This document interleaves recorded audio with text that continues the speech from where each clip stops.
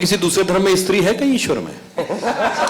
ईश्वर सिर्फ पुरुष है, कहीं स्त्री तत्व का कोई स्थान नहीं है। एक चीज क्लियर करना चाहती हूँ, बस एक चीज अपने सवाल में।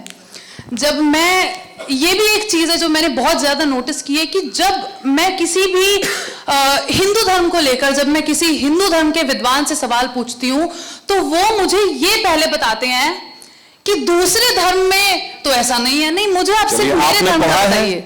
रामायण में कितने कांड हैं? यही समस्या है, हम लोगों ने पढ़ा नहीं है, जो हमें दिमाग में इम्प्रिंट कर दिया गया वो है। हाँ, अगर आपने पूछा सती है तो रामायण महाभारत में कितनी सतियां हुई थी? मान्यवर, विदेशी आक्रमण के बाद जो शुरू हुआ उसे हमारे ऊपर इंपोज कर दिया गया। हमारे यहां क्या कहा गया? बाल विवाह हिंदू धर्म की विपरीत। अरे हमारे यहां तो 25 वर्ष का ब्रह्मचर्य लिखा हुआ है इस धर्मशास्त्र में। वो विदेशी आक्रमण के काल में यह स्थिति शुरू हुई। पर्दा प्रथा हमारी है, कितनी देवियों की फोटो पर्दे में देखी है? विदेशी आक्रमण के समय शुरू हुई। इसीलिए प्रॉब्लम क्या है, आप सब पत्रकार हैं, जाके नेट पे सर्च करिएगा, आइडियोलॉजिकल सबवर्जन।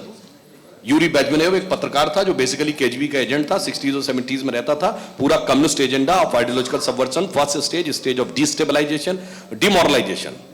इंप्रिंट करो चीजें, फिर उसके बाद सेकंड स्टेज ऑफ डिस्टेबलाइजेशन। पढ़िएगा जाके, तब जाके आपको बहुत फंडा क्लियर हो जाएगा। मैं दावे से कहता हूं 10 में से 9 लोगों को नहीं पता होता। एकलव्य का चैप्टर आप सब लोग कहते हैं, कितनों ने पढ़ा है एकलव्य का? किस चैप्टर में नाम बता दीजिए महाभारत? नहीं पढ़ा। एकलव्य का जाके चैप्टर खोलिएगा, उसमें बोलता है कि जब द्रोणाचार्य कहते हैं पुत्र अपना परिचय दो, तो कहता मैं मगध नरेश जरासंध के प्रधान सेनापति हिरण्यधनु का पुत्र एकलव्य। अगर ट्राइबल था तो बोलो chief of the arm forces था। कैसे काटा जाता है, कैसे पढ़ाया जाता है। इसलिए जो स्वामी जी ने कहा है, पहले पढ़िए, उसके बाद फंडा क्लियर हो जाएगा। फिजिक्स केमिस्ट्री मैथ पढ़िए, तब इंजीनियरिंग पढ़िए, इंजीनियरिंग पे कमेंट्री करिए। जियोलॉजी बॉटनी केमिस्ट्री पढ़िए, फिर मेडिकल पढ़िए, फिर कहिए कि साहब एनाटॉमी में ये प्रॉब्लम है। फिजिक्स पढ़िए, फिर आइंस्टीन की थ्योरी ऑफ रिलेटिविटी पे कमेंट्री करिए। यहाँ केजी में पढ़ के लोग कहते हैं नहीं साहब बता दो, अभी तो ये कमेंट्री हमें समझ में आनी। इसलिए इन तरह की चीजों की आवश्यकता है। एक बहुत शब्द से बहन को कंफ्यूजन दूर हो जाएगी। दशरथ जी की 3 पत्नियां थी, शायद आपने सुना होगा, पढ़ा तो है नहीं। कैकेयी, कौशल्या, कैकेयी, सुमित्रा। रानियां बहुत थीं, पर 3 प्रमुख रानियों का वर्णन आता है। दशरथ जी के मरणोपरांत क्या कोई रानी सती हुई? Never, no. महाभारत काल में क्या आपको कोई सती होने का प्रमाण प्राप्त मिलता? नो। आपको एक आध जगह मिल सकता।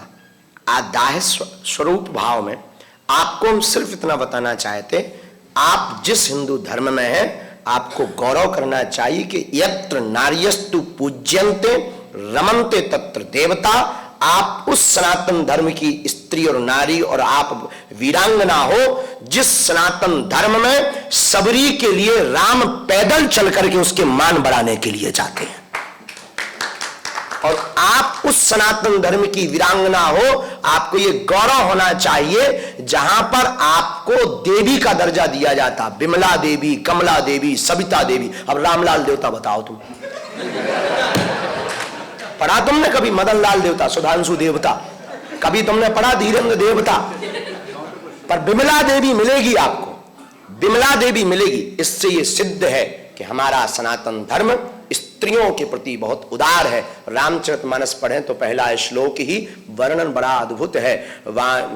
उसमें वर्णन आता है, वर्णानाम अर्थ संघानाम रसानाम छंदसामपि मंगलानाम चकर्तारु वंदे वाणी विनायकौ।